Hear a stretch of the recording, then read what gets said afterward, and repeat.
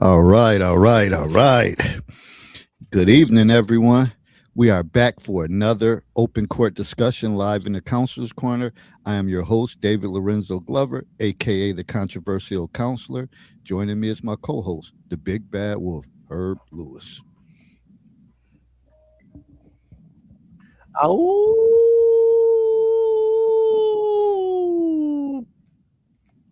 Well, that growl sound like you lost something in life. You lost something. All right. and just a little less intense today, but that's okay. So, um, tonight, Monday, June 29th, 9 p.m. EST, we will be discussing the topic, the three funerals. I know, don't get worried like, dang, he lost three lives. I know they said death comes in threes. Nah, I ain't talking about that. Maybe a little bit, but not that in particular. Some things died. Maybe it was a relationship you swore would last. Maybe it was the job that defined you. Or maybe it was the person who made you feel like a child again just by walking in the room. Doesn't matter which one. Grief doesn't care about categories. A breakup, a layoff, a death certificate, they all put you in the same place. 2 a.m., staring at the ceiling, asking the only question that matters: what now? Here's what they won't tell you: you don't move on, you don't get over it. That's Instagram therapy. In real life, you get around it. When people, with people, or you don't get around it at all. For the next 2 hours or hour and a half, depending on when we get off, we will be doing autopsies on the three funerals no one prepares you for: the death of a future you plan with someone, the death of the title you put on LinkedIn, and the death of the person whose voice you still hear in your head. We're not here to heal you. We're here to tell you our truth. The floor dropped out. You have 90 days to decide if you're building a new one or living in the hole. If you came here for everything happens for a reason, then turn us off. We ain't talking about all that spookiness. Everything happened for a reason. It was daytime. I don't subscribe to that. If you came here because July exposed what January was lying about, stay. This is the controversial counselor and the big bad wolf. Let's talk about what's next when the things you put in your life around you isn't next. So again, the things you uh put in your life or you thought would be there isn't there. So now you're wondering what's next. All right, all right. So here we are. Start off with any. I'll lead with you, Big Bad Wolf. Any current events, current things going on in your world? Not necessarily in my world, but in this city, and I want to address this as as a de facto leader of sorts. I don't know what it is with Buffalo and Niagara Falls. I really don't. It seems like I can only speak to Niagara Falls. I don't live in Buffalo. But anytime there seems like there's a social gathering, whether it's to celebrate a sporting event or something, it ends in chaos. And for the life of me, I can't understand why. I can understand the how, but I can't understand the why. And what I'm going to need my peoples to do, and when I say my peoples, I'm talking about my peoples who are elders, my peoples who are out there, and my peoples who should be keeping a watchful eye on things. So when they do start to bubble up, you can put a kibosh on that real quick. Because nothing gives us, a worse reputation than what we already have. I go through and I read the comments, and I'm just like, you know what? It's hard to blame other people when we give them ammunition to use. Police got to get involved. This happens, this happens, this happens. And then when the city talks about a curfew, people are going to be upset. When they start to limit gatherings, people are going to be upset. But how can you blame them when this type of nonsense is unnecessary? If you got it in you to misbehave in a place in a situation that doesn't call for it, stay your ass at home. Wherever if you're from Niagara Falls, stay your ass at home. If you're from Buffalo, stay your ass in Buffalo. This type of shit is unfucking necessary. It gives us a dark eye. It gives the city a blemish. And then when people can't put on things for authentic reasons, people want to blame this, this, and that. Y'all got to start looking in the mirror. And if the mirror is telling you you got to adjust something, then please adjust it and adjust it accordingly. Because the summer hasn't even really started. I mean, school's been out a week or so, and y'all acting like y'all got no home training. And I know better. Whether you're raised by a single parent or whatever the case is, y'all got to do better than that. Yeah, I seen that too. And actually, my nephew played in the game. I was watching some clips of him playing, and the crowd seemed enthused, amped up. But again, you know how it goes. Get amped up. More than likely, it probably was some alcohol, weed in the equation, running out to the cars, having you a drink, coming in, getting amped up. They betting on the games, side bets, and all of that stuff. And it's just not good. And from what I've seen, I don't know, was the security tight enough? Places like, see, you got to know your personnel. Uh, and anytime you get young people, as y'all call YNs or whatever, together, then that means whoever put this event on come with some security. But Yeah. I know sometimes you may, if you want to hire police officers, that probably going to be extra money to pay. And then who knows, like with insurance issues and things of that um, nature. But if not, then you got to have some good brothers on your team that don't play, and they ain't no small ass fry. They some dudes that look, if you step out of line, your ass gonna get tossed out of here, freaking head first. If you don't have that, then that's the chaos that you gonna have. Because that could have been far worse. The people picking up Yeah. Oh, chairs and all that absolutely. stuff. Yeah, man. Somebody could have ended up dying or anything getting hit on the head. But as Herb said, the summer hasn't even started. So think about all the people planning day parties and happy hours and stuff like that. And I keep telling y'all, especially you older people, stop mingling in with these younger people. It don't go together. I don't give a damn if your daughter's 21 and if your ass 50, y'all shouldn't be hanging out together in the same scenery unless your old decrepit cripple ass want to run and duck and dodge from a fight. Then I would stay out of those places or whatever, because it don't make sense for both of y'all to end up being in a fatal situation.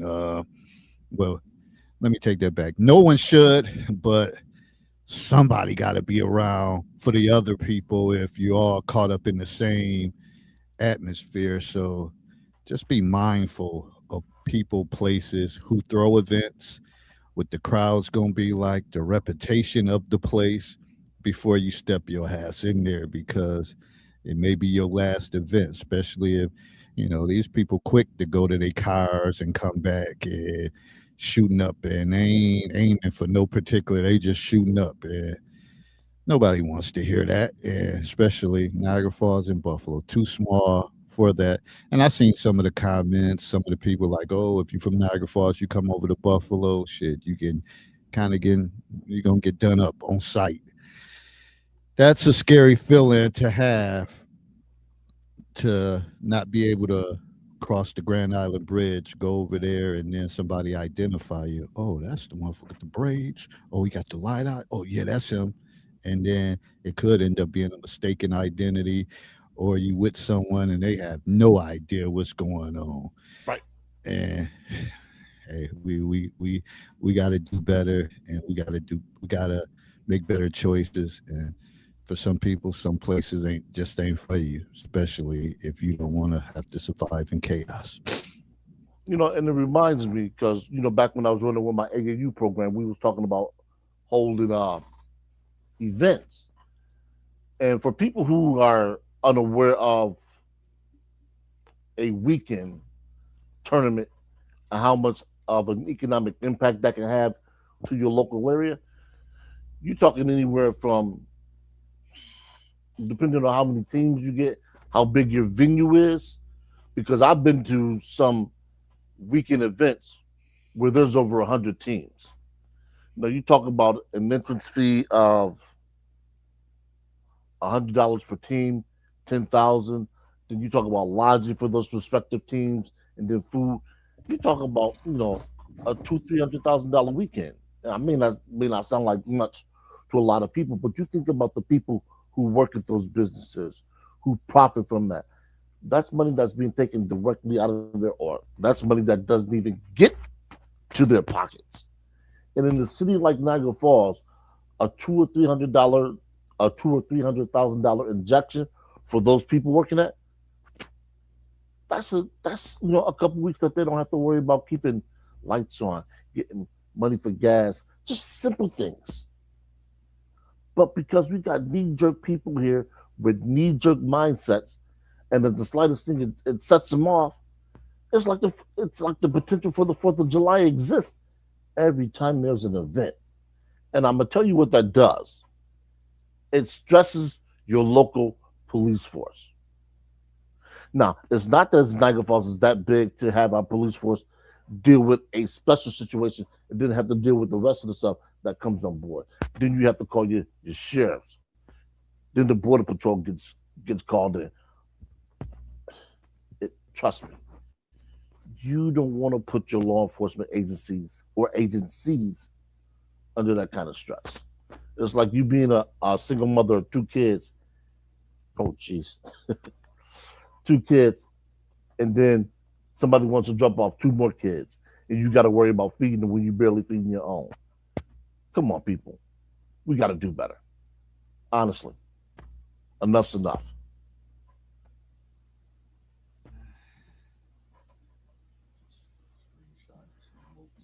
Yeah, you muted, Dave? I had my mic up. I Oh, said, don't mind me. I okay. was just screenshotting some notes. Um, but as far as on my end, you know, summer's summer's been here. The first couple of days I got out had professional developments. I think I talked about that last week. So actually, this past week was like my first week off. Really didn't do much. Went into work one day, and other days just hustling, trying to make some money here and there, relaxing, and that's that's about it. And I know the time is fast, and before you know it, shit, we already about to be in July, and before you Yeah. know it, once July is over and it hit August, it's back school mode. Actually, shit, in the middle of this month, you're probably seeing back to school shit in July, and that's just probably the feeling that hits you like when you walk in the store and you see back to school signs, and you like, what the fuck? Like we just left that place, and now y'all got supplies and all that stuff up. Like we can't shake it. But doc, the doc said my last day is tomorrow. Okay, enjoy. Hope you have a peaceful day and stress free. Uh, but that's pretty much it. Just trying to get through the summer. Like I said, work a few days, then you know, hustle a little bit here and there, make a few dollars, and just try to stay steady and consistent, and get ready for training camp again, because that's what it's like when you're going into, yeah, year 33. Year 33, you got to get up for this, because again, like I said before, we rotate grades. I just had the eighth grade. I love eighth graders. I love eighth graders. uh, They get on my nerves, but now I got to go back down to sixth grade. Oh my god! Oh my god! My sixth graders, I love you because some of y'all probably watching, lurking, like, okay, that's our counselor. That's our counselor.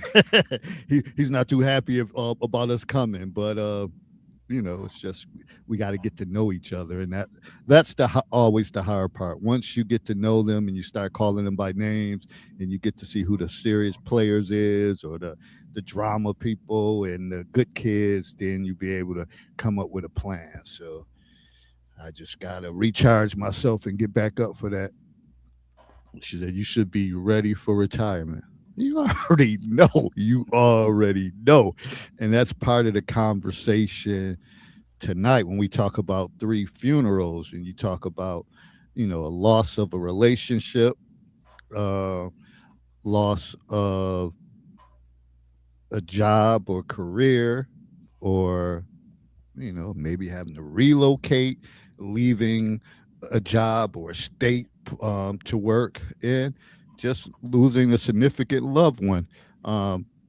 Three funerals, three different impacts, but they all feel the same. And you can't tell me that they don't feel the same. Some people would try to mask it when they lose a relationship. Like, ain't nothing, 2 tears in the bucket, fuck it. They're coming up all the cliches and all that. But people cry in the dark, or be balled up in covers in the dark. Trust and believe. They can be this way on social media and fronting and acting like they're having the time of their life, but they undercovers balled up. And the same thing with jobs. You like, ain't nothing. I get another one. Nah, that shit probably years ago when you younger, you lose a job, minimum wage, or when you just starting out, you probably could pick up the pieces and go get another job similar. But it's hard when you get to a certain salary. And if that job don't work out and you got to start fresh, that should have you up many nights or sitting around staring at the ceiling like, damn, what went wrong? Or you start working somewhere else and you make it 20,000 less, 30, and you're like, God damn, it's a paycheck, man.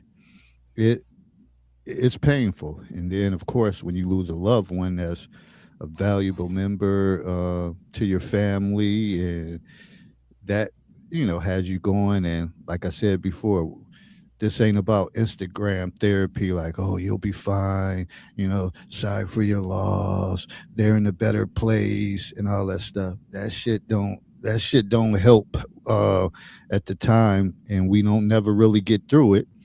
We just get around it. We just work our way around it, stay busy doing other things. But then it comes to a moment when you have to have calm and peace, and you might start thinking about those three funerals and like, man, I'm fucked up. We'll go deeper. Anything you want to add to that, Herb, before we get deep?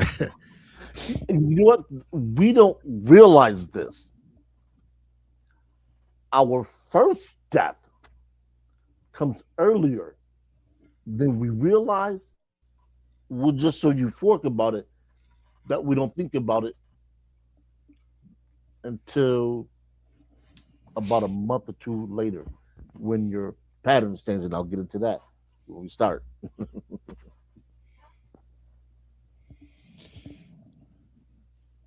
Oh, you got something else to add, or No.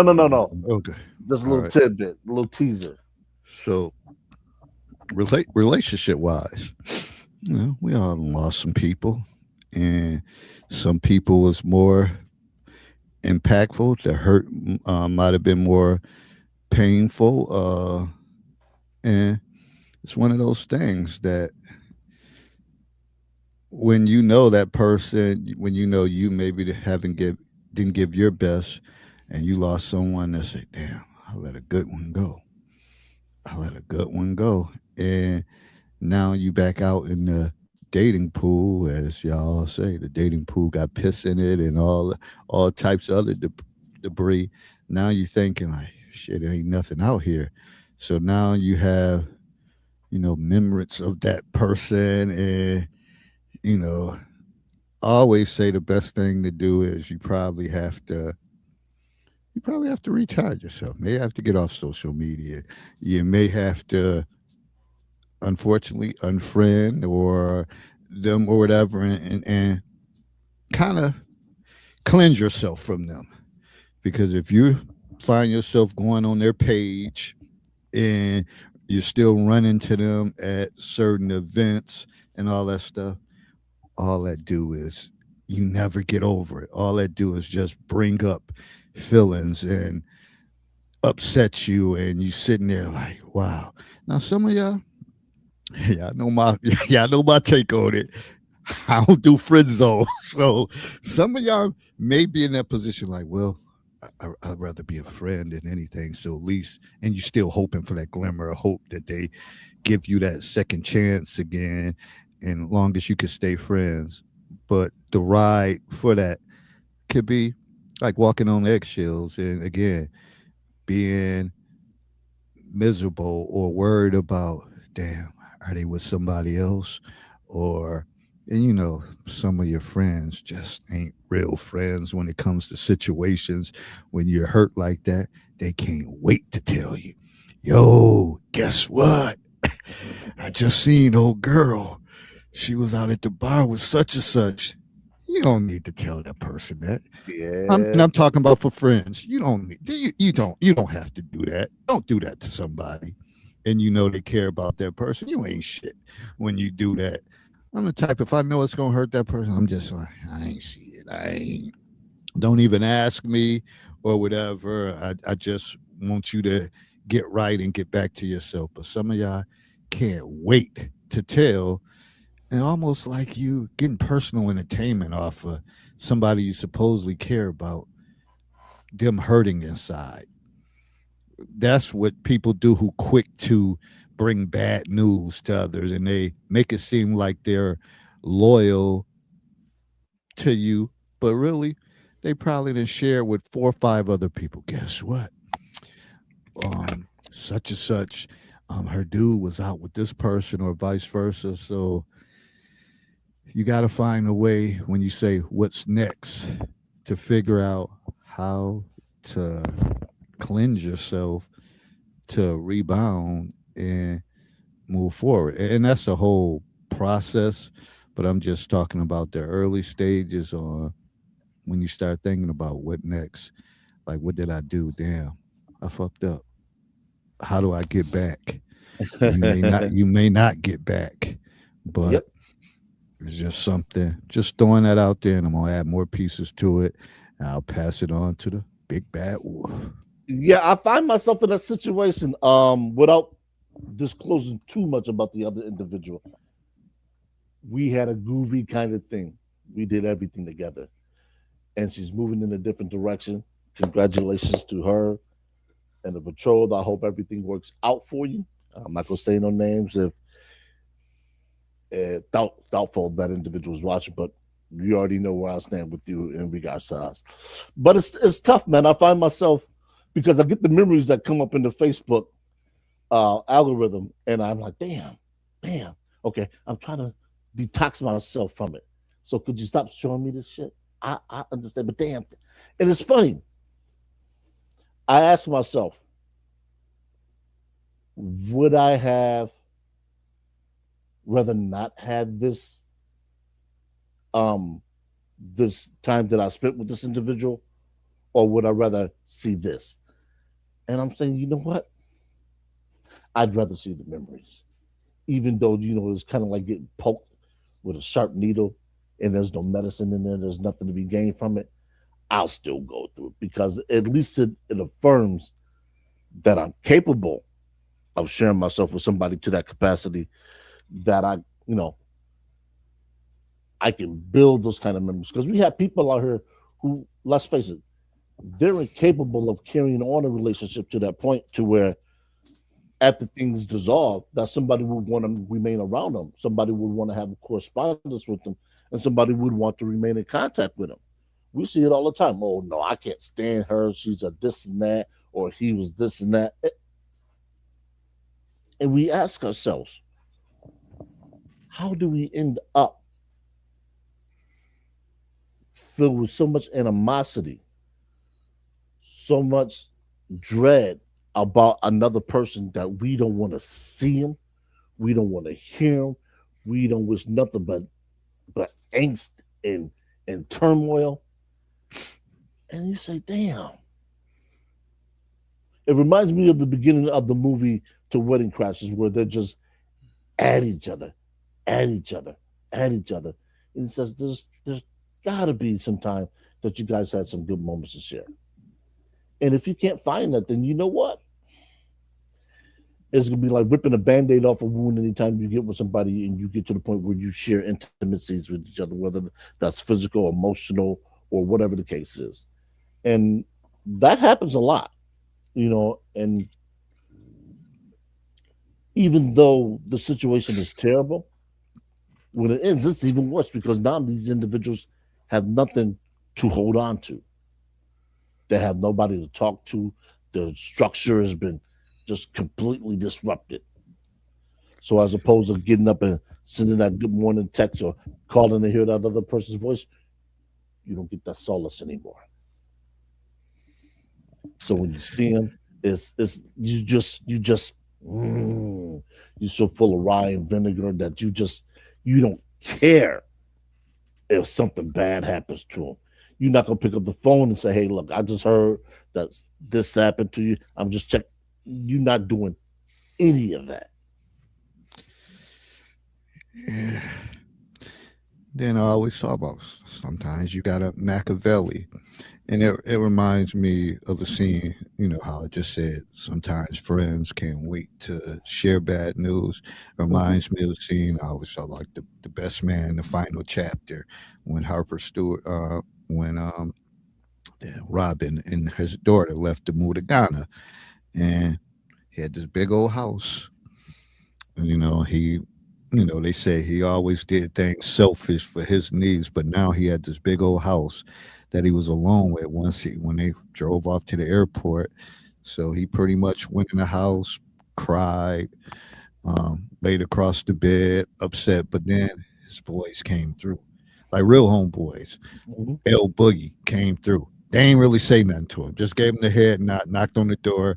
He went back to the couch, still kind of hurt. L Boogie came, got the chairs, set up the table for the card game. Then Merch came in with the food, got the food ready. Then Q came in, had the drinks, whipped up the drinks, and they was about to bust some spades. And they like, Hart, need a fourth, need a fourth. So he decided to get up, go over there, play, and they crack a few jokes, whatever, and got him get back into a different space, and Mhm. they knew what he needed. So they said to him, "Let's roll up and check on him, man. This is a hard loss. It's a hard loss, whatever, because like that's a big loss for someone to tell you, I'm taking me and my child moving to Ghana. Not even some place that you could just get to in a couple hours of Yeah. somewhere. It's a lot of distance between you, so that impact and that loss, sometimes you have to find a village to kind of help you get through it. I mean, people that that care about you, not the ones that's trying to report to you every time. Oh man, they was at the Charlie Wilson concert, them two dressed All alike, booed or up. Yeah. whatever, and filling you in on everything, or snapping pictures, sending it to you. That just set that person back even further, and they might have had a good day. And like, man, today was the first day I kind of got through. I didn't have that anxious feeling, and I was feeling good. But so again, choose your friends and your village carefully when you're going through a loss, and it's okay for men. You may shed tears if you lost a woman that's means everything to you. Don't make you soft.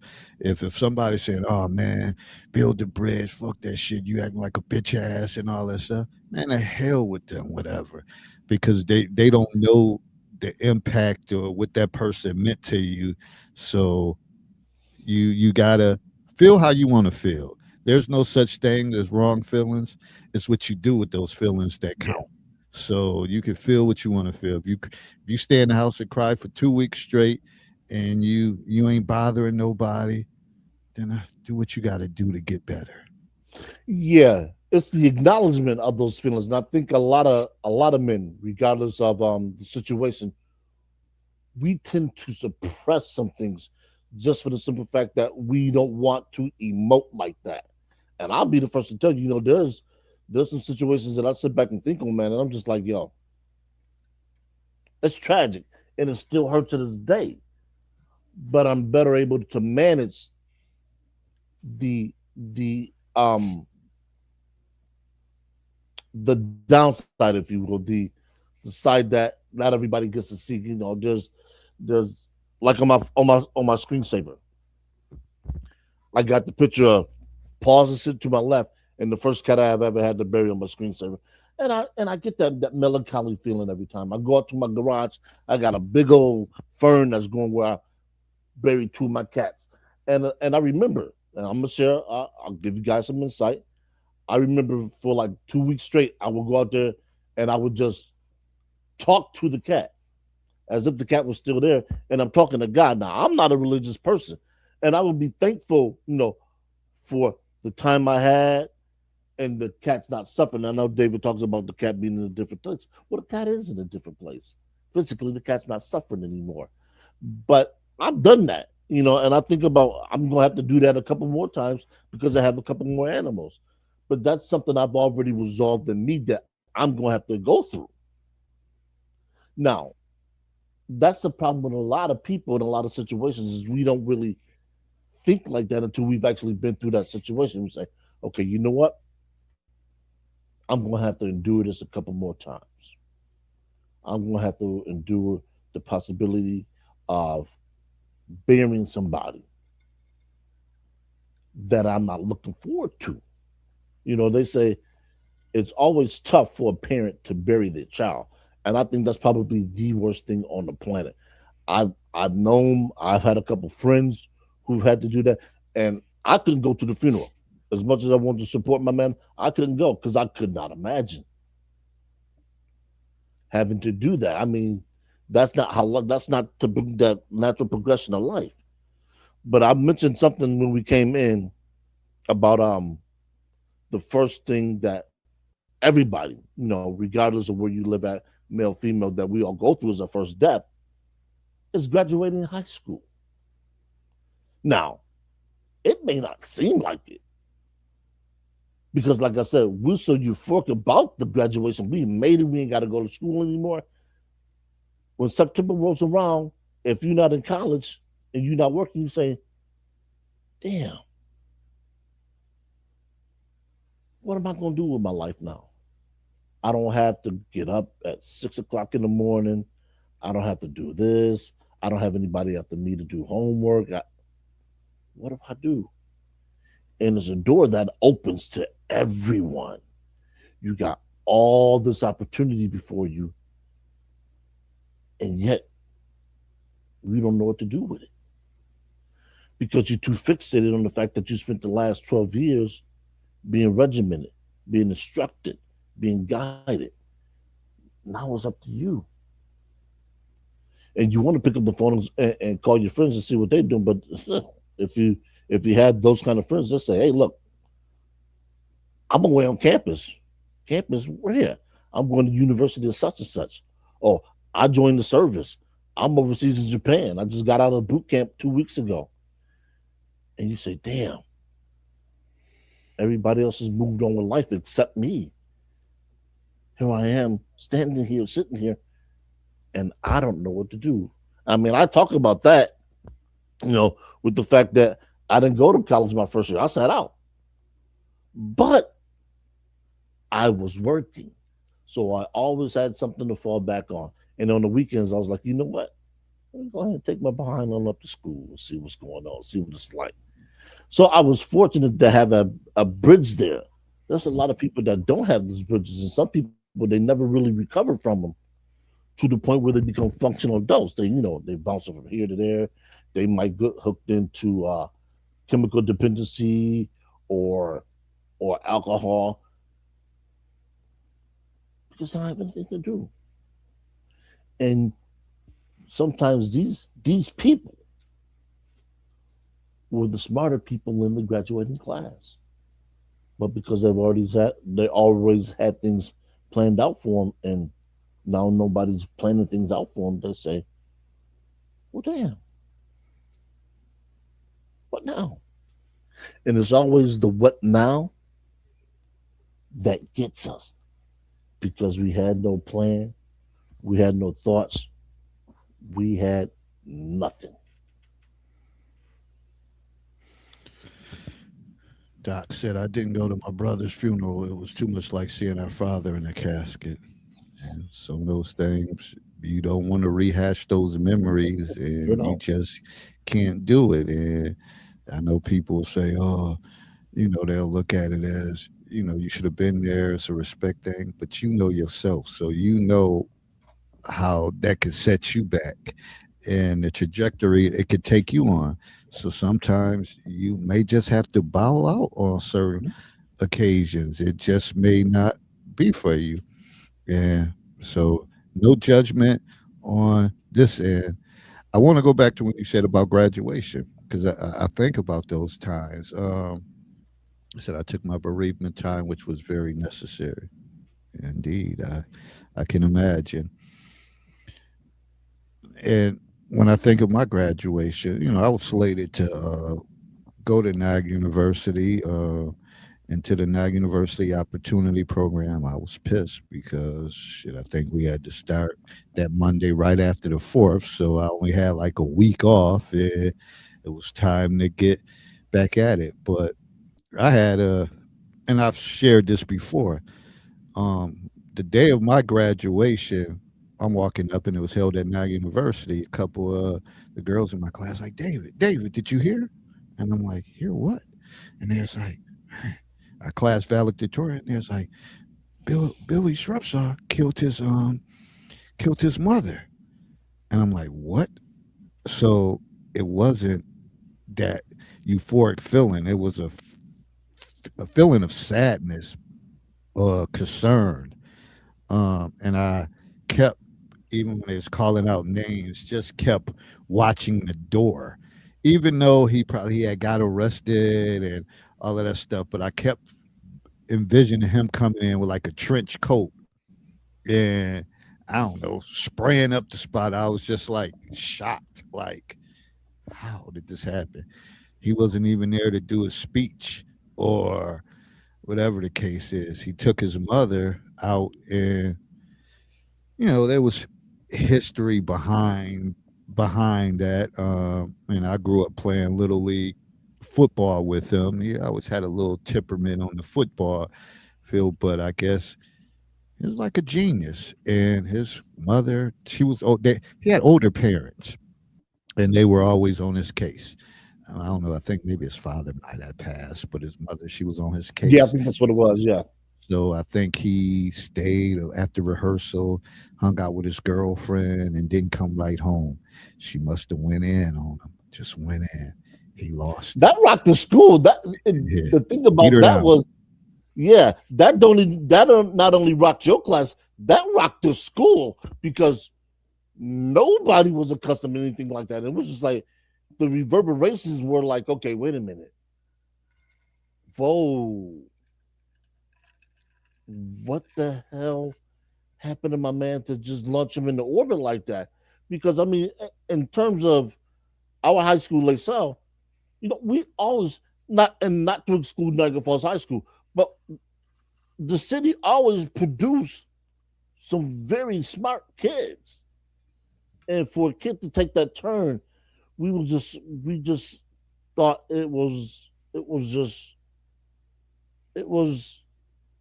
was something that we if somebody had took the lot of us and told us to sit down and write a horror story where somebody dies a violent death, we would have never ever come close to anything like that. And that's what happened. It was just like, hey, look, we can drop this gym on the city of Niagara Falls and see how they handle it. I kind of use the term gym, kind of misuse the term gym. Yeah, that was wild. Beat her down with a baseball bat, and I think she might have been like 60, 70 something. Even then, she was older. I remember her from the football fields, whatever, cheering him on. He was number 55. And the crazy thing about it, I mean, he must have did his little time, but then he had the opportunity and he was enrolled at now university. So now I come up walking across campus, go to the pool hall, and my buddies was there. He's in there playing pool.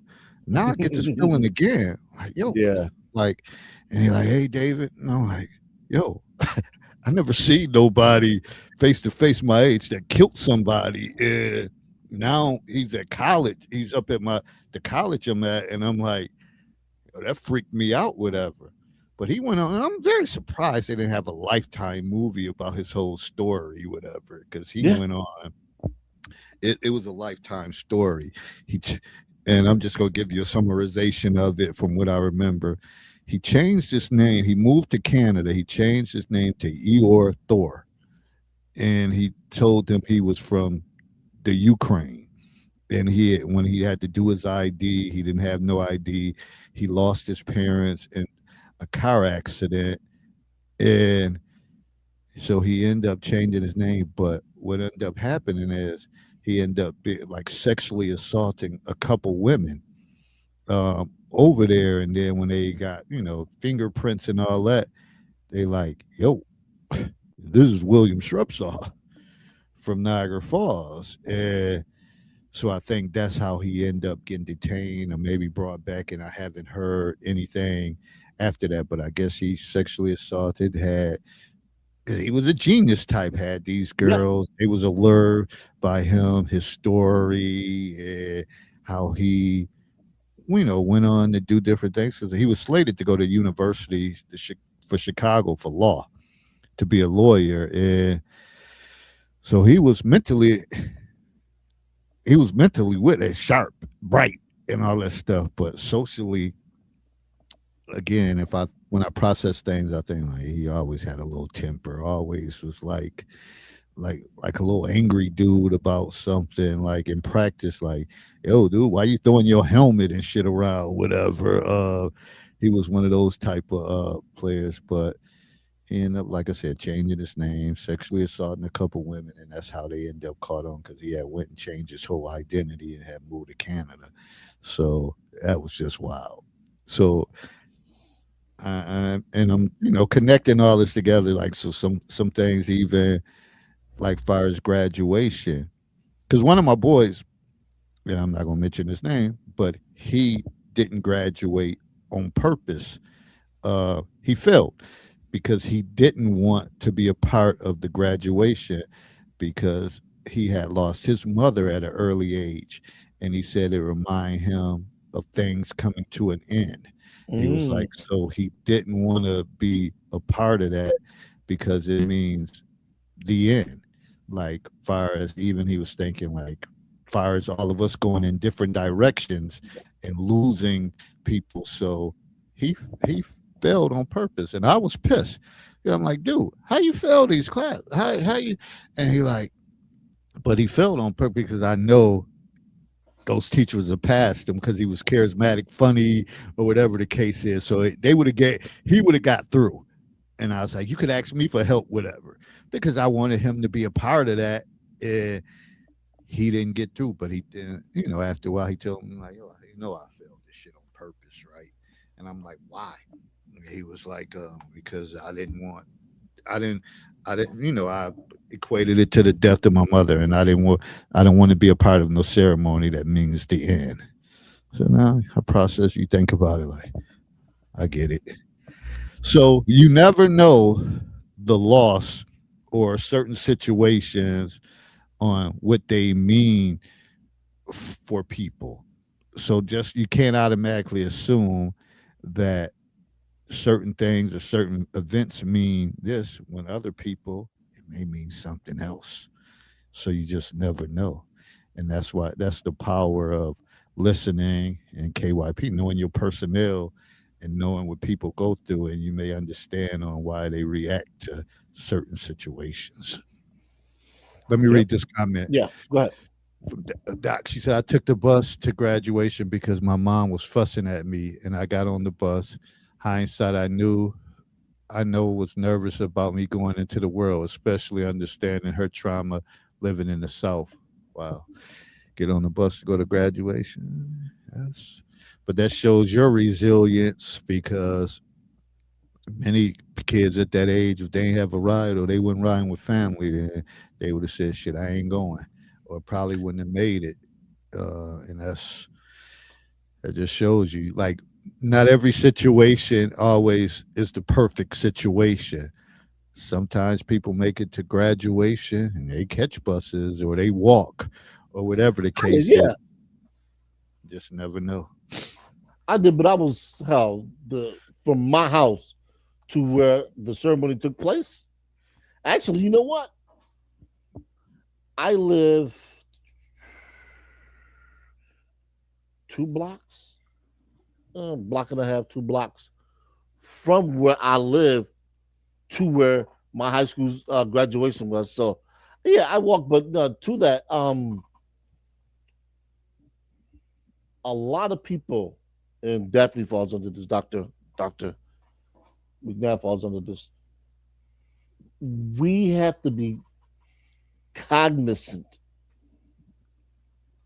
of taking on someone else's trauma about certain situations. Now, this is never told to anyone, especially blacks, especially black males. You know, sometimes at least Gen X is probably the last generation that had that talk. And when I'm talking about that talk, I'm talking about how to interact with law enforcement in terms of being scared of what might happen to you. Now, with some of the events that have occurred recently, that has ticked up a bit. So we say, you look, we leave the house thinking we gonna come back safe and sound. Now that's kind of that the the realities of what could happen is kind of ebbing and flowing back into our daily lives where we say, hey, look, I can send my child out to the store and that child might not make it home. Or I could go out to the store and I may not make it home. We had the shooting at the Buffalo Tops. Several people never made it back home. Just went out to pick up some milk, some bread, some things for dinner, or do some shopping, and they never made it home. See, we tend to take certain things for granted, and then some people will say, "Well, you know what? I can't ever step foot in that Tops again." You got people from out of town that say, "Well, what's wrong with him? It's a grocery store. What's wrong with going into a grocery store?" And then somebody sits there and they say, "Well, this happened." They say, "Oh, wow." And then they realize the trauma that every time that person goes there, it unlocks. And that trauma may never be resolved. And it could be to the point where they may never want to step foot in a grocery store anywhere that has the name Tops. They may want to move from the area and go somewhere where they don't know anybody and they can start, anew and kind of just distance themselves from that. But you can't. They always say the one thing you can't outrun is your memories. And I wholeheartedly believe that. That's why I try and make peace with certain things that have happened that, you know, kind of leave a stain on the brain, if you will, those indelible memories that no matter what, you can't get rid of them. And they're there. You have to find out a way to manage them so they don't override your life and your future. Because sometimes we might get to a point where we know we can't function because the event that occurred was so traumatic that it just robs us of the ability to function in normal company. And you see this from some adults, where if their environment changes ever so much, they become a little more recluse. People think, oh, they're just bashful. No, something has happened to where they've never got the the therapy for it. They never got any kind of treatment. They never sat down and talked to anybody. They just kept it inside. And when somebody tries to get them to just open up a little bit so, you know, they can start the healing process, they say no and they shut it down. They say, you know what? I'm fine. I don't need this. I don't want that. And the opposite is true. They're not fine. Can they function? Sure. They can go to work, they can hold down a job, they can talk to people, but can they have a relationship beyond that? See, it's always those moments again when it's that alone time. You can mask by going out every weekend, keeping your schedule busy and all that. But it comes a time where you have alone time and you have, and your thoughts may get triggered about, or something triggered that certain event, and that's when it hits you. And because a lot of times at work, yeah, every day somebody might, we might wake up and go to work with some issues and all that stuff, and you know you have to wear a mask to try to get through the day. And at certain points, things, when you get home and you know reflect on what happened and all that stuff, things may hit you, and that's when that trauma comes back up, and you're like, damn, thought I was through this. But I want to read this comment from Doc. She said, I can't go in there, talking about the tops. My BFS was in the freezer. I assumed hiding out in the freezer. I was on my way there to get some fried chicken and went to the dance class. And I remember that weekend. I was up in Buffalo that weekend. And I was in Buffalo that day, and I just remember getting back or something. I don't know where I was at, but like looking at my phone, and it had brought that up, and like, what the fuck? Like, wow. And I, not that I would have went to that house, but I think I was somewhere in that area. But just to think about that, I remember that ride back to Baltimore was like a very solemn ride. Like, wow, like somebody came in and did that, like had a whole master plan, was on the east side, and I'm like, and it just made me angry, and like, man, I would have wish I would have tore his ass out the frame if I just made you mad. That, what are you thinking? Like, what are you doing? Like, dude, if you that mad, some off yourself or whatever, if you that frustrated, but to take innocent people, because a lot of times at Tops, whatever, that's what you get.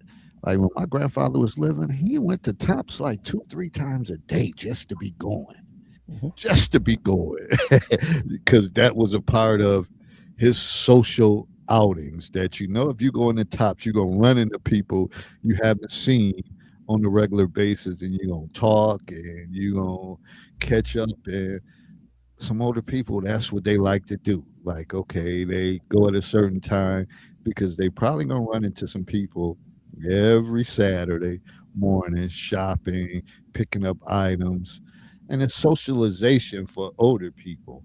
Uh, and even younger people, you go in, you might see, sometimes you don't see people in years, but you'll run into them in a grocery store, and then you kind of can reconnect, and sometimes it lead to conversation, and building more, friendships, or open up lines of communication. So that was a traumatic loss. But as we move on about this subject, and we talk about the relationships and all that, sometimes in losing relationships, you have to think about other things. Shit, did y'all live together? Okay, now y'all split. Damn, now y'all stay somewhere that it costs 12, 1300. Now this person wants to be out, and they may say, shit, I'm going back to Mom Duke's house. There's plenty of room there. I ain't shit. Actually, I'm gonna cut costs. All I gotta do is give her, my parents, $200-300. They said, come on back. You can always come back. Yep. And I paid them 300, and they said they fine. And now somebody else left with this whole thing, and they might not have the luxury of going somewhere else. So that plays in their mind, like, damn, we have this. Or, you may have some cell phone in somebody's name. Might have it's so many different things that the loss becomes more significant because you're thinking about all the other things now that you got to repair, or I got to set up this account, or I got to do this. Now I got to pick up an extra job because she's not there or he's not there. So again, you never get over this. You just get around it. So I never believed in that philosophy when people talk about I'm living my best life. Stop. Stop. Stop. Especially after a couple weeks ago, you just had posted this or that and that. It's so many things, and you don't. A lot of it, it creates memories, or it creates thoughts in your head, and sometimes you aggravate it, you frustrated, like damn, because a lot of it you end up being inconvenienced. Like damn, like this shit really jacked me up financially. And if you jacked up financially, you're gonna be jacked up in a lot of areas in life. Sooner or later, health wise, uh, your emotional stability, because shit still got to get paid and shit still Right. got to get done. And now you're at the point you're ready to freaking lose it. And these bill collectors, they ain't gonna stop. They gonna keep fucking calling. They gonna keep sending out notices and all that. And you had a good plan. Somehow, some way, you fucked up, and they end up again. And I'm saying if you're a man or a woman, but I'm just gonna say as a man, you're in that situation, and the woman goes back to her parents' house, and it's like he wasn't no good for you in the first place, baby. You good. You got everything you need here. Now you can focus on paying your student loans. You can focus on this. You ain't got to go nowhere, whatever. Now we don't want no other man up in this house. So if you gonna do your little thing, you better go somewhere else. But you got the means to do it. We ain't gonna bother you. Yeah. Some people are like, shit, why did I leave in the first place? Shit, I'm good. And they older, they don't know now. They ass go to bed like at 9 o'clock. They saw wood, whatever. We got this big ass house. And hey, life is good. Yeah. Meanwhile, the other person, they struggling. That loss hit them major, and they don't know how to get out of it and can't get out of it. And meanwhile, again, she done dipped off with somebody else. Then he got some clown ass friends that's giving him an update. And he already fucked up again. He fucked up. But that's how it goes. Passing the mic. um, with regards to something like that, and I'm gonna relate this to job losses, or actually no, job losses, yes. But for people to really, really, really get a firm grip on what we're talking about and how it can really impact you like that, the movie Stuck on You with Matt Damon. That movie comes to mind. If you never heard of the movie, him and his friend were conjoined. So everything that happened, they did together. And there came a point in the movie where they were separated. So they had to learn how to be an individual after spending 20 some odd years conjoined. Not easy. Just imagine this is part of the problem that a lot of people have when they go through therapy sessions when they suffer an injury, whether excuse me, whether the injury forces them to relearn neuromuscular skills, so they have to learn how to walk again. They have to learn how to write again. All these things come with that. This is why, for a lot of people, and Dave talks about this, when they retire, 2 years later, they come home because they had no plan. They had nothing to do, nothing to think about, and they just sat around. Uh, I want to say they call it neuroplasticity. All of a sudden, your brain just stops functioning the way it did. It doesn't grow. It's not elastic, and you cease to exist in a manner of speaking. We don't tend to put all these together. We don't say, okay, after I retire, I'm gonna go do this. I'm gonna go volunteer here. I'm gonna do this. Having a full life after you've worked for 40, 50 years and you join your pension, that is potentially an outlet to live another 10 to 15 productive years. And all you're doing is volunteering. You don't have to be there, but you choose to be there. You choose to use the degree you have to help people out.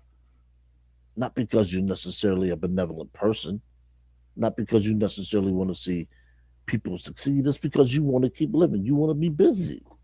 People will say, hey, look, he's a good guy. She's a good woman. Look, they're here. They don't have to be. You have an ulterior motive. But guess what? Nobody needs to know. So if you want to go out and you want to volunteer or you want to do Meals on Wheels, or hey, you might even want to drive Uber. You might even want to do DoorDash. That's because you want to keep busy. You want to be still a part of the world. You just don't want to have to be part of the world because you need the money to live. And that's okay. Motivation comes in a lot of different ways for everyone. You do the same thing that motivates one NFL football player doesn't motivate the other one. Why do you think there's ever only been one Michael Jordan?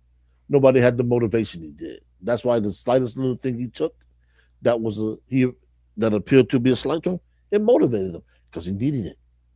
He needed it to drive his competitiveness. And some people will say, well, why can't everybody be like that? Because everybody can't be. Everybody can't ascend to that kind of level of expertise. This is why you have some kids who are what they call gifted. Well, their parents push them. Yeah, obviously. But then again, they have some natural instincts that are clear. This is why they put some kids through particular tests to say, hey, look, this kid is grading out at a genius level. He or she needs to be challenged. Bump them up a grade or increase their workload. And we don't know that until something happens. Now, just imagine, just imagine you playing, or a kid for that matter, they're just playing in the street. All of a sudden, a car comes careening out of control and hits them. Hits them so bad that they're in a body cast for 6, 7 months. You think that kid is really going to be keen on playing in or around the streets for the foreseeable future? Just imagine what they're going to be like as a parent if they have kids. Kids will probably never be able to go outside and play. We talk about these things, without realizing the deeper ramifications that they can have depending on the age of the person that's being impacted going forward. Now, I'll be the first to say this. I know that when I see kids hanging upside down on certain things, I get queasy.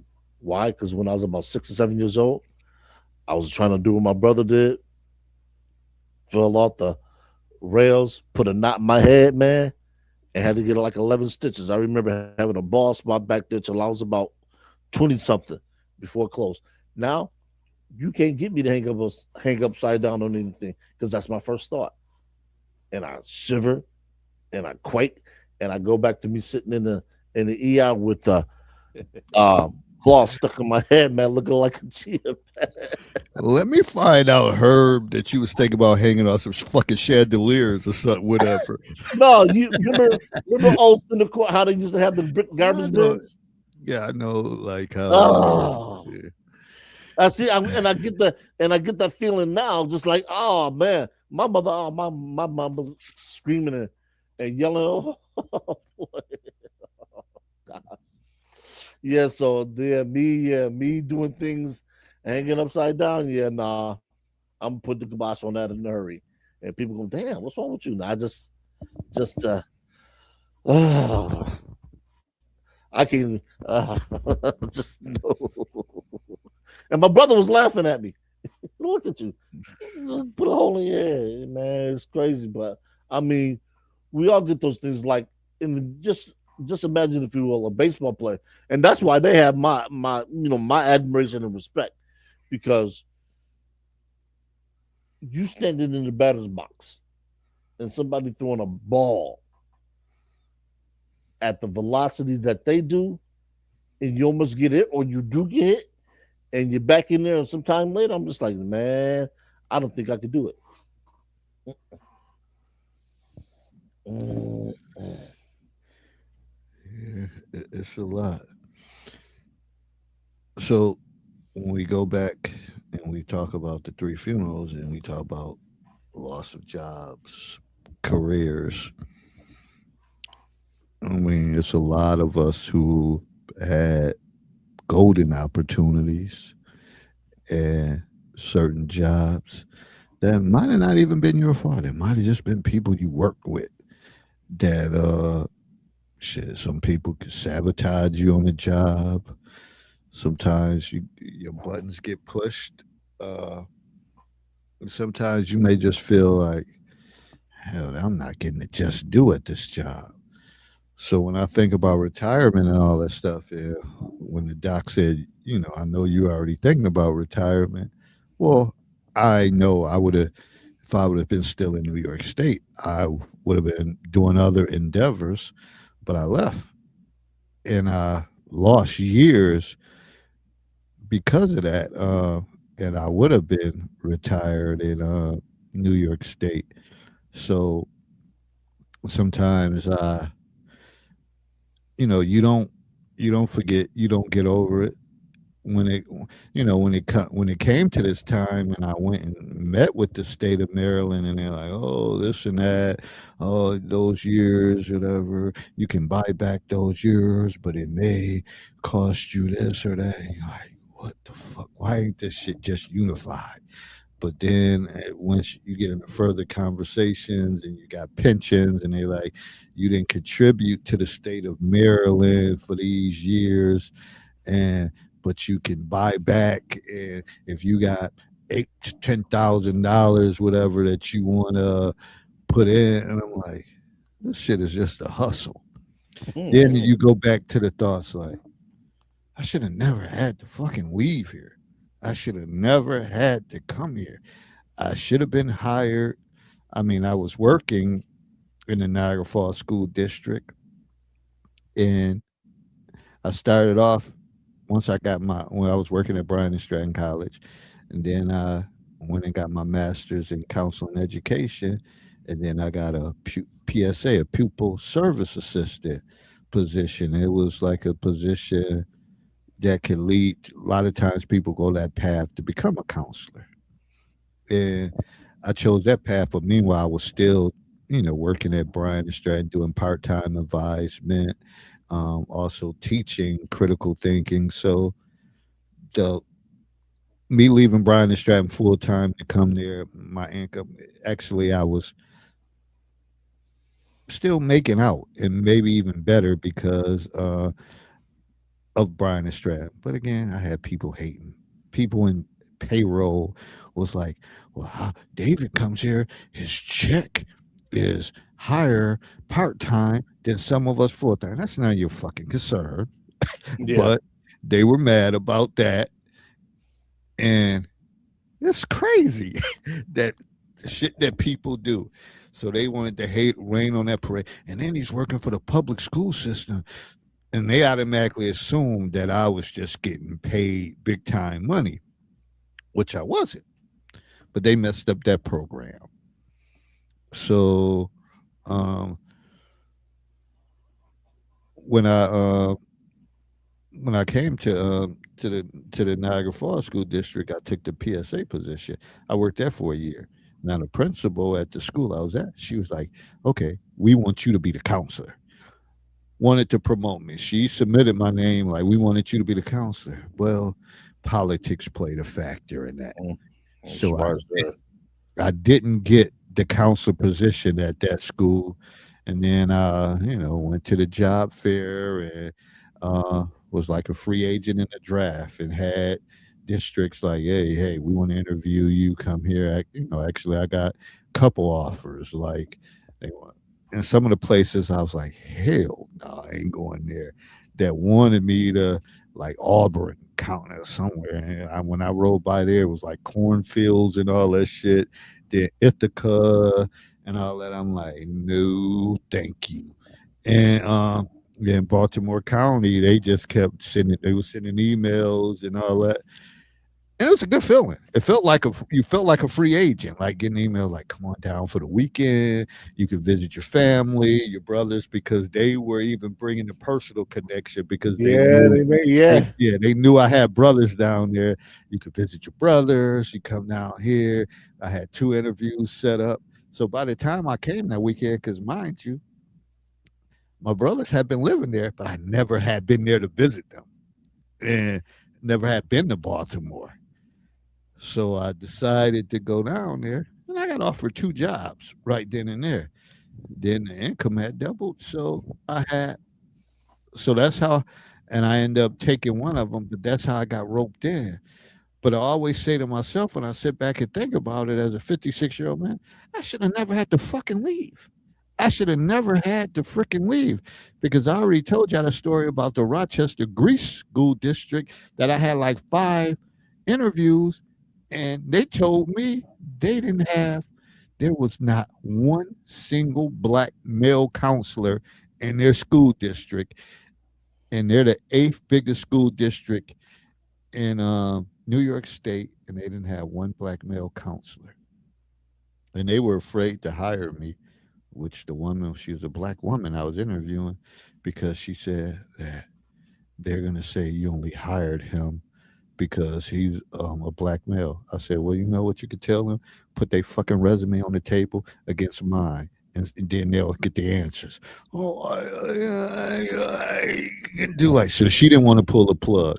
So again, I that was a loss to me that I would have been still up in New York State. And even though Niagara Falls and people like ain't shit going on, I don't got to be part of that chaos. I wouldn't been a part of that chaos. I'd have just been shit making my good.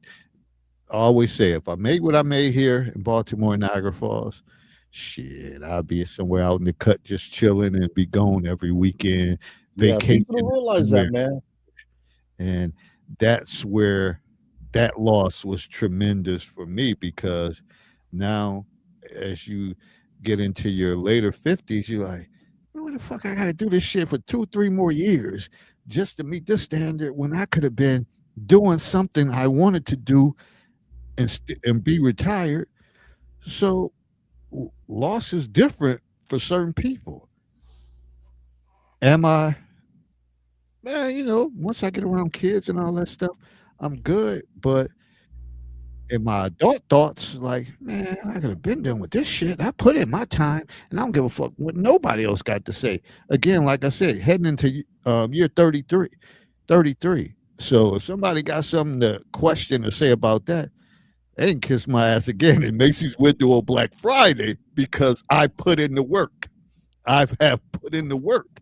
So that loss was tremendous for me because it's probably made me gonna have to work 2 or 3 more extra years than I want to. Well, really longer, but like I keep saying, you won't catch me not maybe a week or two because my birthday falls on June 8th and school probably always lets out probably 12th, 13th. Um, Well, this year was like, I don't know, what was it, like the 16th, 17th? You won't catch me working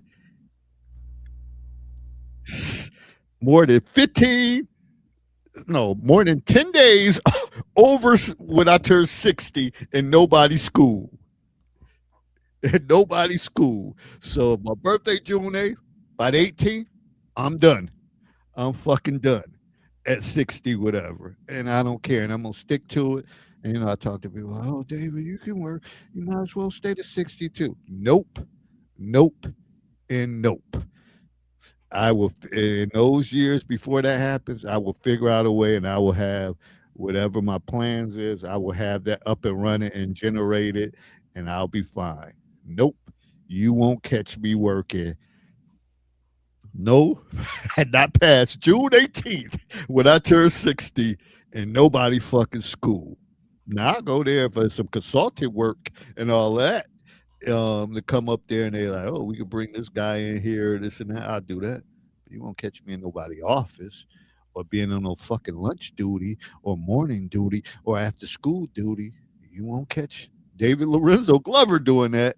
Yeah, I can do that if you want to. I won't. And that's just my set for myself. And I'm passing the fucking mic.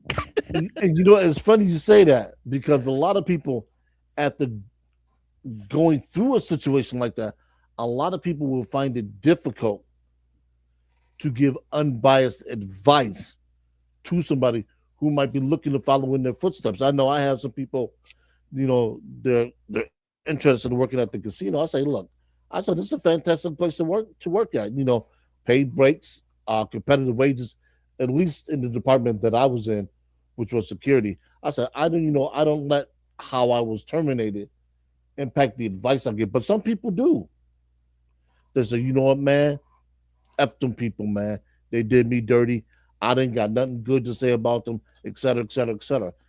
And that in and of itself becomes a stumbling block for a lot of people because they can't move on. So that whole situation for them is just tainted everything about anything or anyone that touches them. They'll have somebody that'll come along that heard about them, heard all number of good things, and they'll say, hey, I'm working for this school district. You say, what school district? In Niagara Falls, man, I don't know how the hell you work for them people, man. They this, they that, and man, I don't even want to talk to you. And that's how some people function. It's an unfortunate state that a lot of people find themselves in. They can't separate the two to allow an unbiased opinion, if you will, come forth. Now, I'm not saying it's wrong.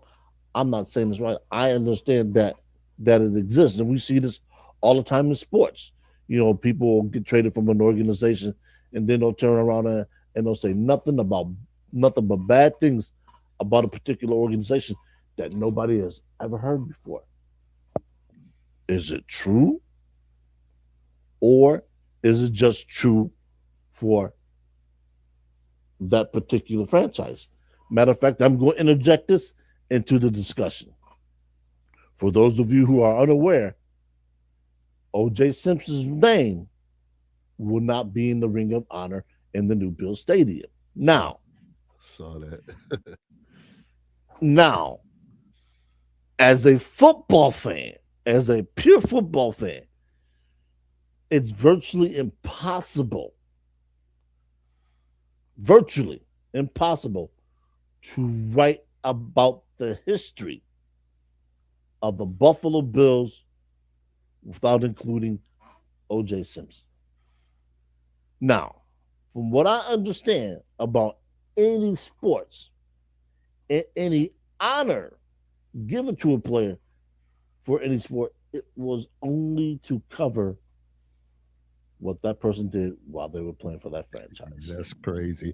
His social and all that stuff after he retired, that has nothing to do with Ortho James, the legacy he created on the football field. I mean, we don't see. That's a whole nother discussion. Carry on. Carry on. And I was reading this and I'm thinking, you know what? You know how people can send a message, a real succinct, loud and clear message? Show up to the game wearing your OJ jersey. I was going to say all the black masters with OJ jerseys on. And and and, and it's funny, I remember because I'm a Dallas fan, as everybody should probably know that by now.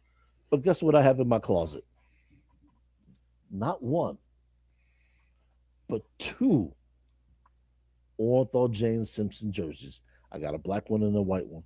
And when I'm feeling kind of ornery and I want to go down, watch the game, I wear the jersey and dare a motherfucker to say something. Dare a motherfucker to say something. Not that I'm violent, but I was just in the mood. I'm in the mood to be rebellious. I'm in the mood to make a statement without saying anything. And this is this. Yeah, I'm going down the rabbit hole right now because this is indicative of a lot of what a lot of black males have to face. That even in the system that we had no say in creating, when it benefits us, it's wrong. And then people wonder why, when there's an interaction with minority males, particularly black males, in law enforcement, sometimes it's contentious.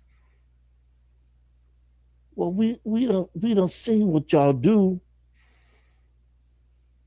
when chips is stacked against us. But when the chips are stacked against you, all of a sudden there's a problem. Why? Why? You guys have every advantage. You got the firearm, you got quote unquote the training, you got the law on your side. But then, by some strange fate,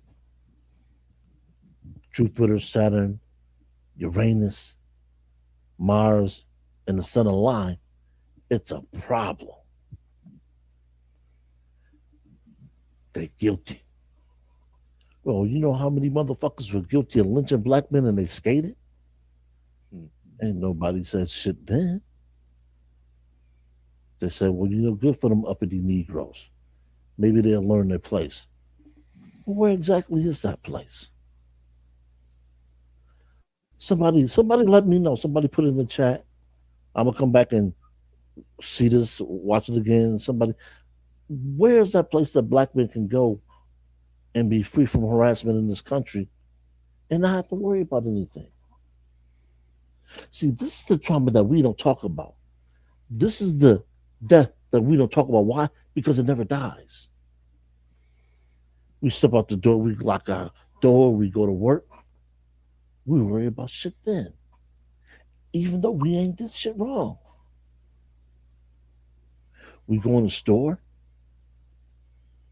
pick up something, put it down, go pick up something else, put it down. We got eyes watching us. And we ain't did shit wrong. See, that shit don't die. That shit's flying around like a buzz waiting for you to drop. So pick your carcass apart. We don't get over it. We just get around it. That's all. Yeah. People say, well, all you got to do is comply. Well, damn. Comply with what? An unjust rule? A rogue officer? Somebody who's intent that no matter what you do, they gonna get you anyway. Sometimes you can't win. And we're not necessarily trying to win, we just trying to exist. It's like the song Walk in the Rhythm. I'm just trying to get home. Worried about my baby. It's tough out here. So when you see that minority male and he about his business, he upright, he's an example, support him and help lead the fight to put some shit to death so we ain't never have to worry about it again. Yes, there's some trauma that we gonna carry, whether it's self-induced or whatever the case is. we'll figure out a way to get along with it because we've been carrying it for so long that y'all don't even know we walk with it. Maybe that's why we walk like Sherman Hemsley, that little pimp. Because sometimes it gets uncomfortable carrying that weight. We can't put it down because it's born in us. So the next time you see something that happens, don't jump to no conclusions. Like some people are doing now, they say, you know what? I saw the clip, but I want to wait till everything comes out. At least do that. Get off the soapbox before I get real lost in that rabbit hole like Bugs Bunny. That's real. And it reminds me when we think about sports talk, and I've been, of course, I'm off.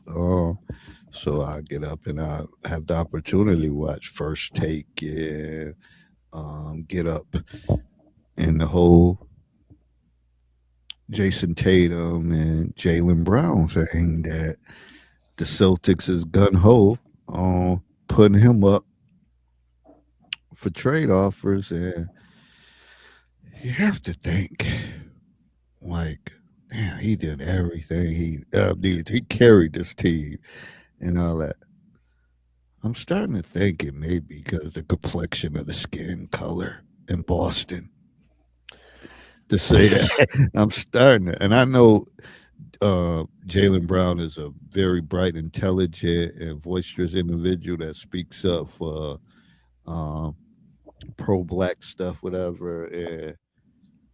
But damn, y'all shopping him around like that because even with the Giannis thing, like I was telling my son, I don't know if I would give up Jalen Brown for Giannis. Yeah, I don't know. I mean, he's younger. He's a two-way defender, and he's not injury prone. And I'm just not shopping around somebody like that. And Tatum, hey, nice as hell, but he just had an Achilles injury. Did Yeah. And he came back too soon, and then shit, he probably made it worse. So Jalen, man, I just don't know. But they shopping him around. So it's something about. Well, I hate to throw it out there. I think it might be some skin tone thing going on because him and Tatum, shit, either one A, one B, one, but they both shit at the same level to me when it comes to it. So, but one is always getting shot, and his skin seems to be a little darker than the other one. he? So that's just my take on that. Eh, Hey, you can take it for what you want to take it, but they shopping him around like that. How you shopping around? Shit, they say top 10. I want to say top one of the top 7 players in the NBA because he two way offense and defense. And you shopping him around. Mm. I'm speaking of that, John Morant. I guess he got traded to Portland. So Oh well, that was probably going to come to fruition sooner than later because of the nonsense he's getting in. yeah, Yeah, so they I think would have Tatum's sent gonna that be dude able way out, sent him way out to Portland. to But for the next segment of talking about, we talked about the jobs, loss of loved ones, significant other. We all had losses. And I think for me, was my grandmother. I speak to that on the maximum about things she said. I quote things, and even to the family, I always say, shit, I know she was. I got it from Charles Barkley always saying it, but I always tell my family members when there's something going on, and I'll say, I know they rolling over in their grave, that y'all acting like this, whatever. And they'll turn around and use it on me if I'm the one giving off attitude and all that. They're like, "Oh, you acting like this? I know she rolling over in her grave." and But that's the value that she meant. And my life, she was my hero to save me from trauma from my dad, she stepped to him and pretty much said, take your ass somewhere and leave my baby alone.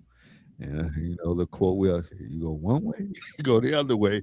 It but her loss, I just never thought I would ever get through to that. What holds me on now is the good times, the memories, things that she said. And I always tell my students when they say, my grandmother's dying, and I always tell them, like, it's something she taught you, something she instilled in you. And then I'll ask them, name something she always preached to you or she instilled. And then they'll say, well, she always said this, she said that. I said, now she's not here. You have to maintain. You have to hold on and be able to follow suit. And usually after talking to them for a while, they're like, okay, Mr. Glover, I'm ready to go back to class. I'm good. I feel better now. I said, and there's gonna be moments where you gonna be messed up, but when it initially happens, what brings you and brings the good times and the memory is when you come with your family. But again, that's their time. Once the family all go their separate ways, you still have your moments. For me, with my grandmother, I always just think like, hey, what if I'm having a tough spot? I just think about stuff she said, and I even talk to myself in her voice to help me get through things. Because I always said to myself, I ain't gonna never be able to get through. If something happened to her, and I knew it's inevitable that something was gonna happen, but I just never thought that I would make it through. But I'm here, still surviving, and I'm trying to pass wisdom and sharing her wisdom on the others. But I could tell you the time when it happened, when I knew she was gonna go. Thank God I had good people at work, a village that supported me. Shout out to Zio.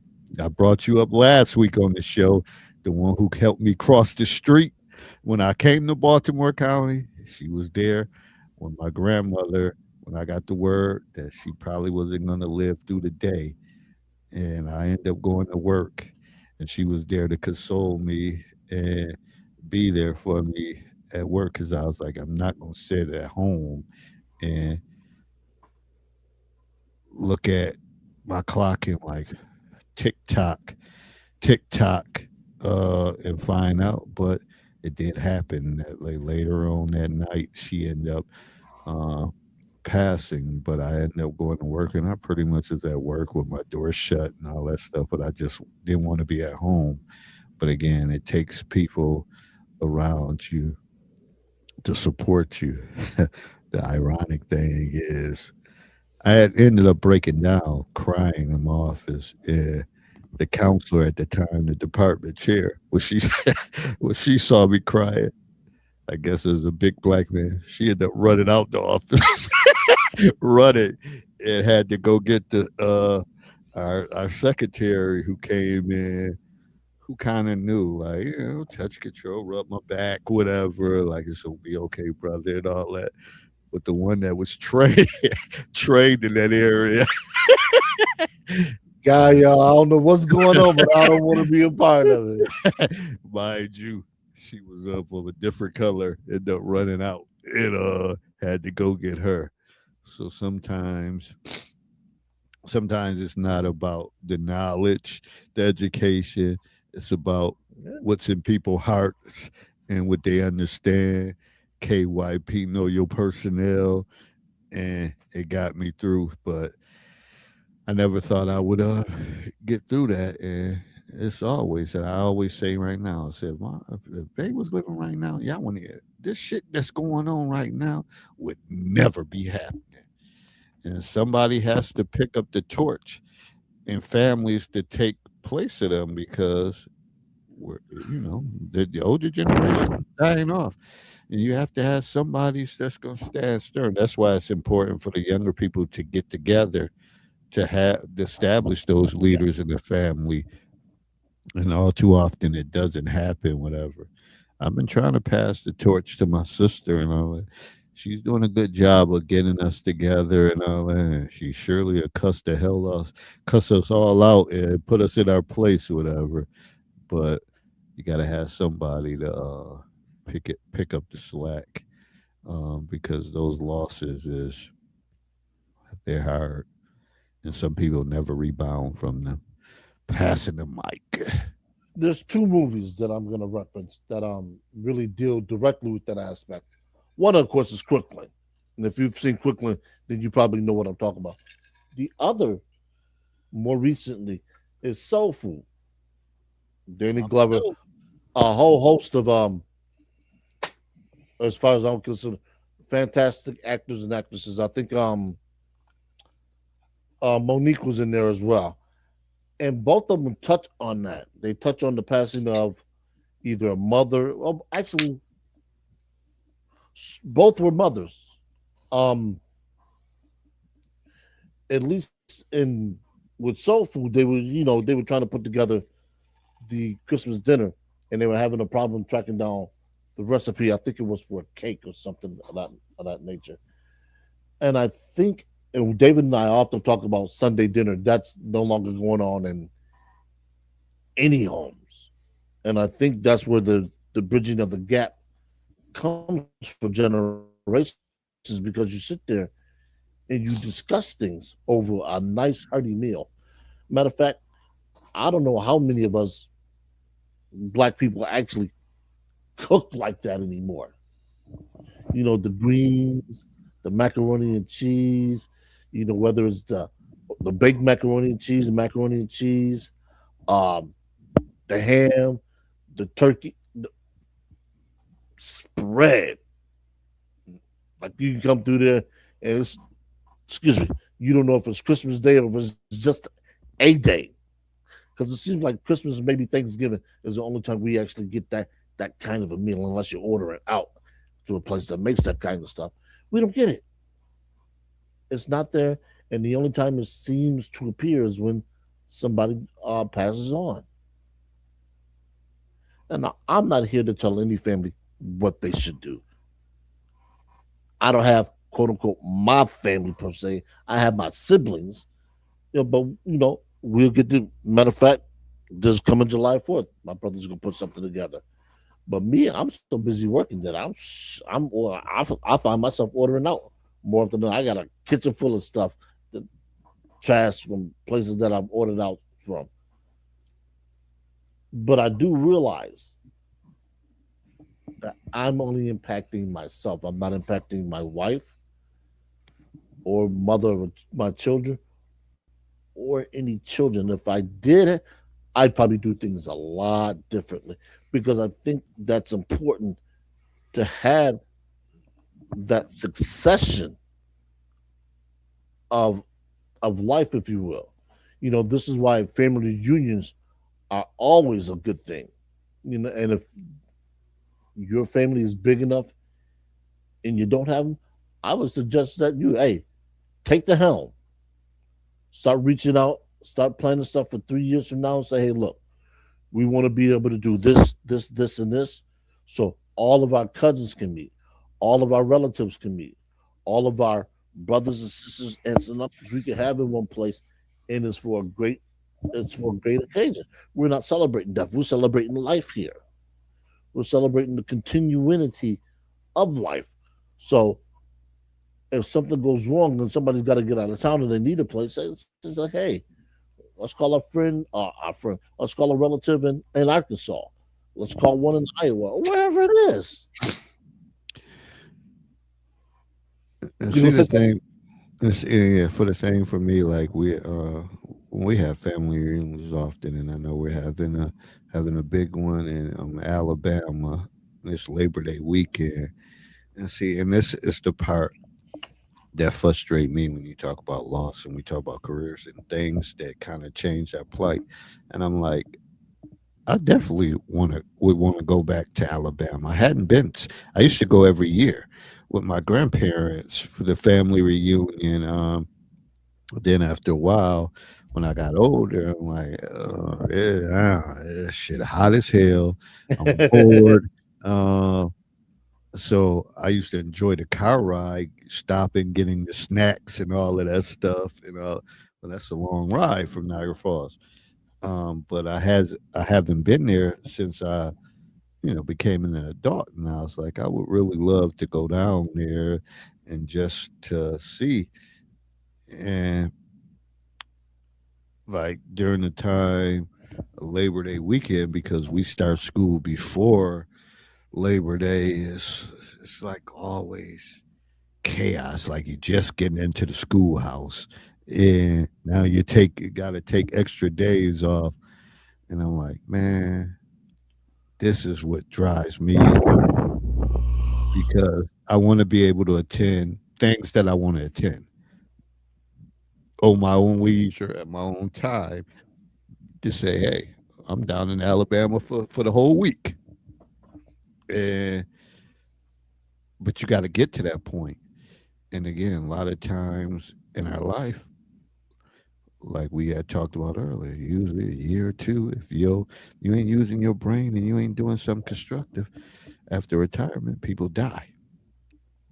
And I want to be able to say when something comes up, they say, shit, we know who's gonna be there. David gonna be there because I got the finances to be there and I got the ability to be there and I want to have a ball. And sometimes because of our jobs and our professions, we lose out on a lot of things too. Uh, that could be monumental. Though I try getting better, like even far as my sister, well, how it's chronic. It's chronic how she celebrates her birthday, but for many years I didn't go because because the way it ran, it was like in the middle of September. I'm just getting back to work, and plus, if you know her parties, shit, you need a few days of recuperation. But once COVID hit, I said, man, I'm gonna start attending stuff because tomorrow is not promised. And so those are the type of things that might go through your mind when you think about the three funerals, like losses and all that stuff, opportunities. I was just watching a clip, I think earlier. It was a clip with Chris Paul, and he was saying how because certain family events went on, but he was at AU games, like tournaments and all that stuff that he didn't get the opportunity to attend. And I guess he felt bad about it as he got older, as his NBA career came to an end. And that's real life. Sometimes we miss significant things because of um, our work, our job, our responsibilities. Because at the end of the day, you got to pay bills. You got to pay. You got to live. You got to survive. Uh, and there's no handouts for middle class people that you can walk into and all that. So unfortunately, we don't have that luxury, and so you have to keep grinding, and that's the dilemma that we sometimes face, and sometimes it's a significant loss. Gavin said, thanks for your commitment to producing such soul searching broadcasts. No problem. Thanks for being a supporter, Gavin. But that's the reality of all of this, whatever, that everybody loss is different.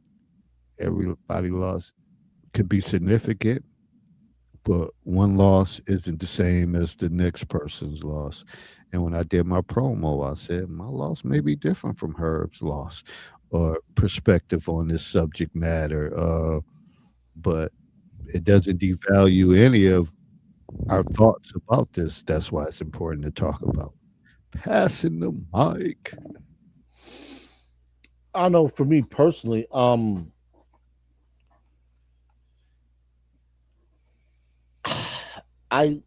know with my mother and my sister, they were different. My mother was, she was up there in terms of years. She was 84. So when I got the information, I think I was more relieved that she wouldn't have to endure any more physical setbacks. She was already, her blood pressure was getting up there. She had lost her sight. And I remember, she coming back up here with my think it was my sister at the time. Either, yeah. And I see her sitting there, and she's kind of sitting off to the side. And I spoke to her, and she didn't know who I was, and I felt some kind of way. And I wanted to lash out at somebody. I remember, like, why the hell do y'all have her sit way the fuck over here where she can't be included and not amongst the people? And then I realized that that might be too much for her because she can't figure out what's going on. But when my sister transitioned, oh, that was just like, yo, wait a minute, what? And I had to sit down for a moment. I was just like, because my brother called and told me, and I'm thinking, from what? She's younger than I am, and this was about 4 years ago now. I think about 3 4 years ago. So um, every time I see something, that reminds me of my sister, it always creeps in that she's not here. So when people ask me about the number of siblings, I have to correct myself from saying 11 to 10. 9 siblings, 8 boys, 3 girls. I got to change all that, and I have to be cognizant of that. That way, I'm not giving out bad information. But it's it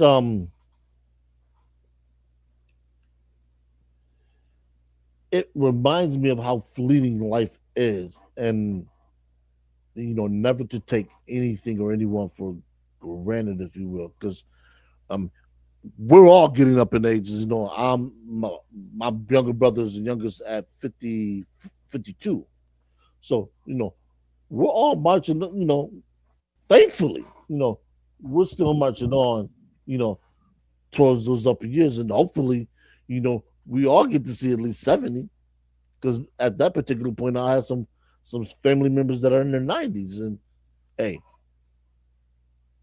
for me personally speaking, that means we were doing something right as a family. However it started, we know how it's going in, and that ending is an ending that I can live with, that I can talk about, and that I can be proud of. So, um, it's it's never really easy, but it doesn't necessarily have to be difficult. And I think the reason why a lot of people um they have a difficult time with stuff like this is because they didn't never spend quality time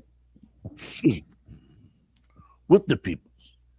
So when you spend quality time with your people, you just say, "Hey, look, man, I remember this. I remember this. We did this. We did this. We did this." You don't have time for sorrow because you're too busy crossing off the good times. You're like, man, listen, shit. I wish I could do half the things that she did. I wish I could do half the things that he did. I'm trying to do half the things that we still have planned. And some people don't have that. They don't have the all right, we did this, what's next? Like every year we get the fellas together and we go somewhere. Last year we were in Ohio. We went to the gun range and did all that. This year we're going out to Kansas where the older male is. The year before 2 years before, they were in Colorado Springs, which I missed. So I mean, there's always something that we're trying to plan that we show love to each other. That way, when one isn't around, there's no sorrow. They just say, next person up. What are we doing? We're gonna celebrate them not being here in this manner. And I would tell people, if if that is your biggest fear of losing somebody, to celebrate with them while you can. Yeah, it's definitely important to take care of those, take advantage of those opportunities, because again, like Herb said, we not getting any younger, and oftentimes when I visit Niagara Falls, and if I go into a Tops or something like that, and I see people our age, and I see a lot of those little scooters, walkers, um, and I say, damn.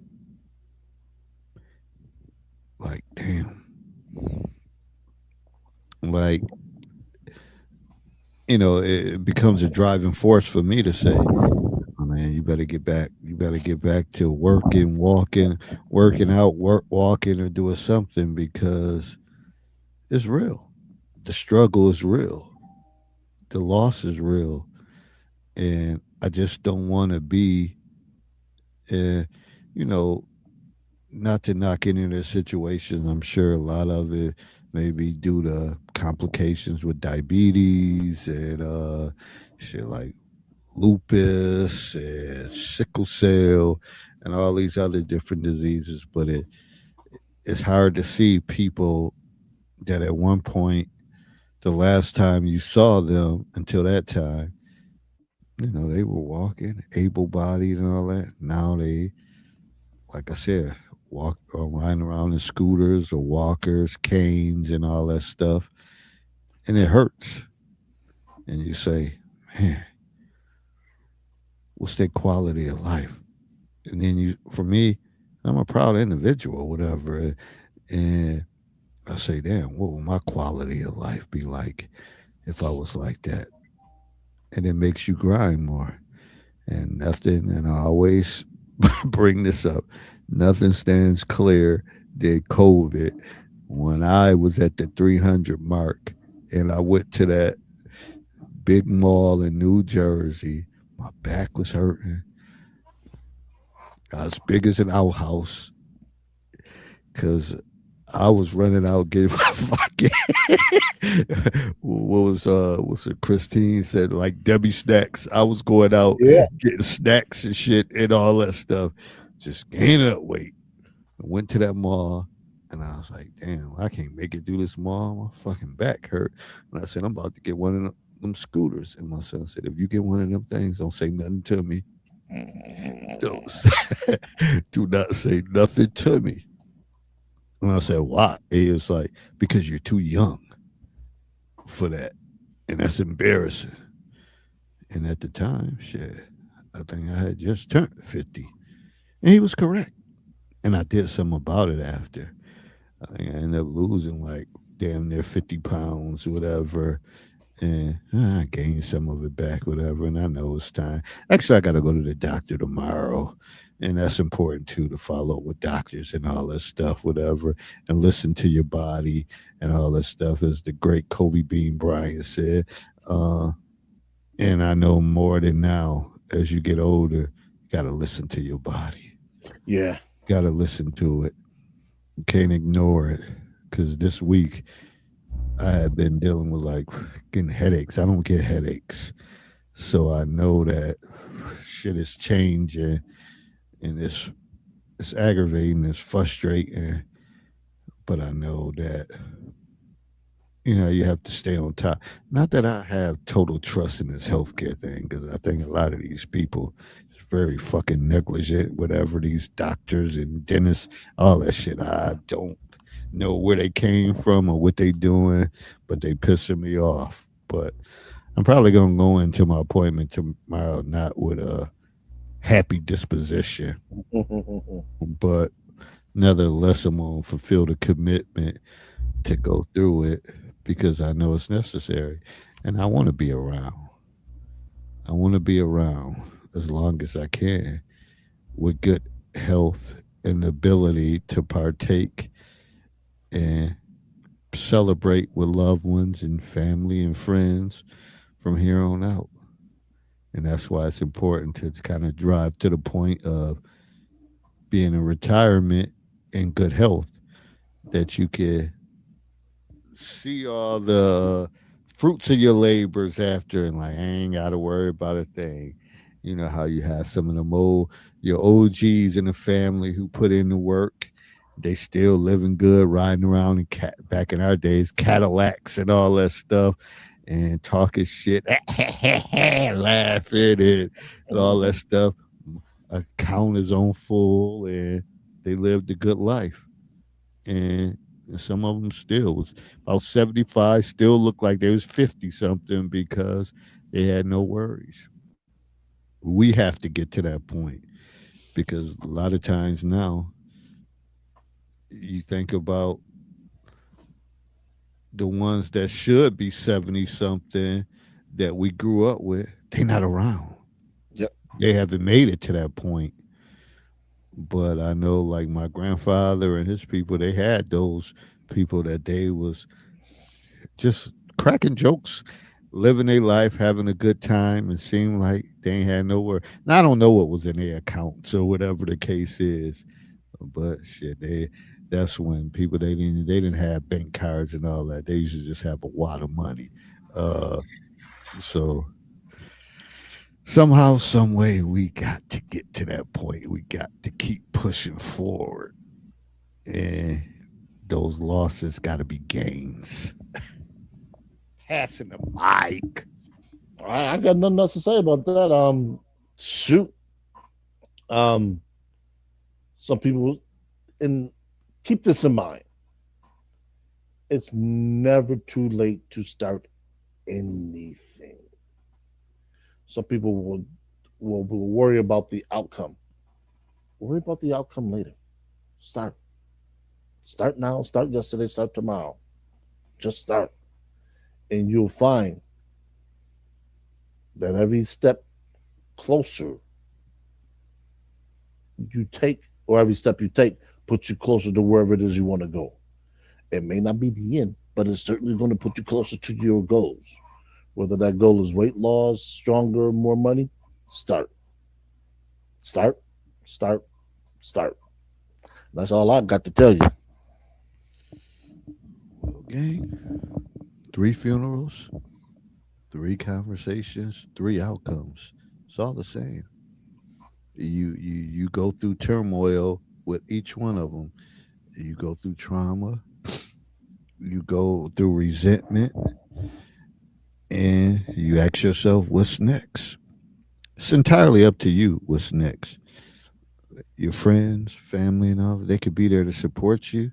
Of course, you got to have a good village behind you, but it all depends on your mental fortitude and your ability to survive that loss, to gain the positive out of it. And again, we don't never get over it. We just get around it. Just find a way around it. Because that's the game of life.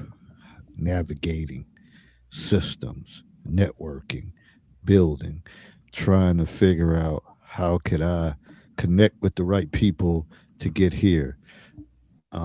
What do I need to do to learn and grow in this position? It's a never ending process.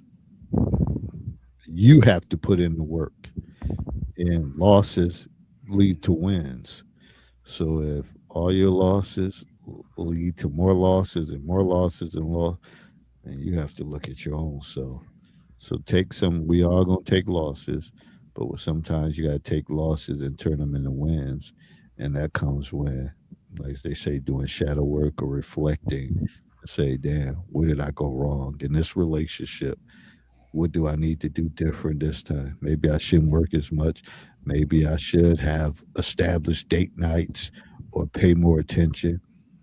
Damn, why did I lose? Why do I continue to lose job after job? And I have good jobs. You got to figure out what you're doing wrong. And when you lose loved ones, it's more out of your control, but it's what you gain from those relationships and how you plan to move forward, and what you take from those relationships to make you better makes those losses even more meaningful, because you took something from them and you gained something from it. And now you're trying to pass it on to others. So with that said, we out on to the next one. I would love to. I used to like turn my head into some sporting events, but this is the dry time of year of sports. Yeah. It's just free agency and Unless stuff you're a like huge that. soccer fan. It's just nothing popping with sports.